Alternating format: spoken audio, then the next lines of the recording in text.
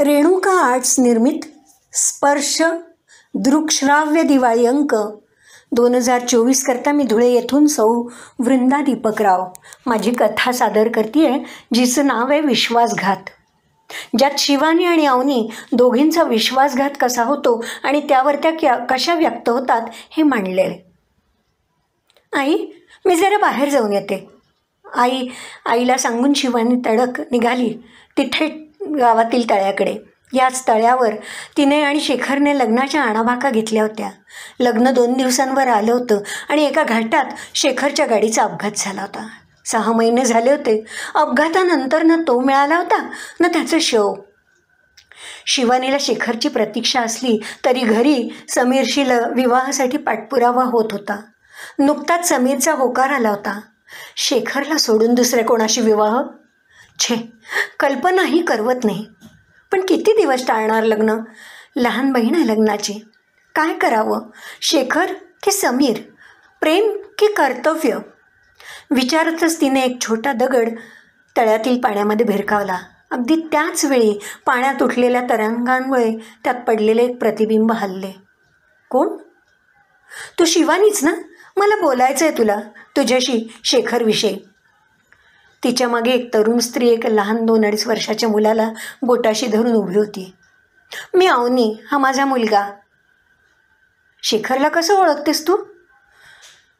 शिवानी घाईघाईत तिला बसवत म्हणाली. सांग ना.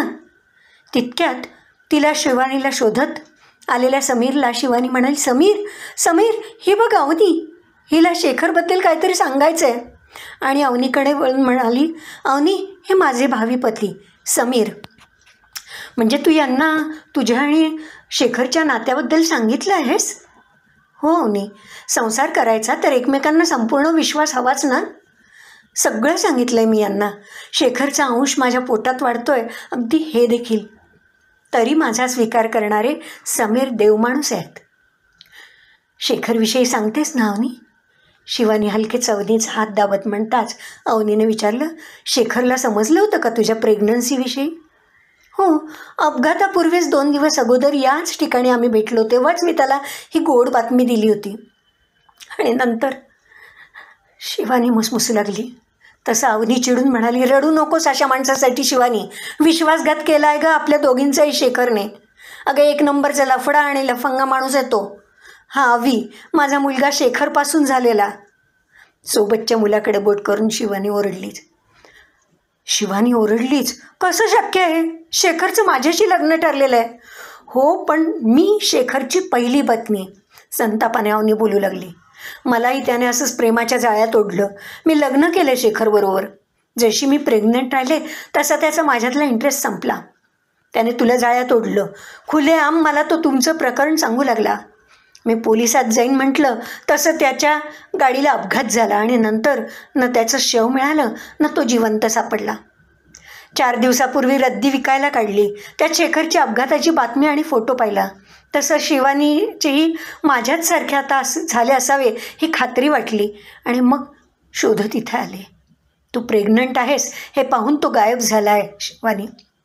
कदाचित 3ऱ्या सावजाला हेरून तिची शिकार झालीही असेल कदाचित. अवनी, तू इथे येऊन हे सारं सांगितल्यावर मनातलं द्वंद्व मात्र संपलं. शेखरशी मी प्रतारणा करते ही बोच आता राहिली नाही. चल, अजून कोणा अवनी शिवानीचा बळी जाऊ नये यासाठी आपण पोलिसात तक्रार दाखल करूया, असं म्हणत ते पोलीस स्टेशनकडे निघाले. धन्यवाद.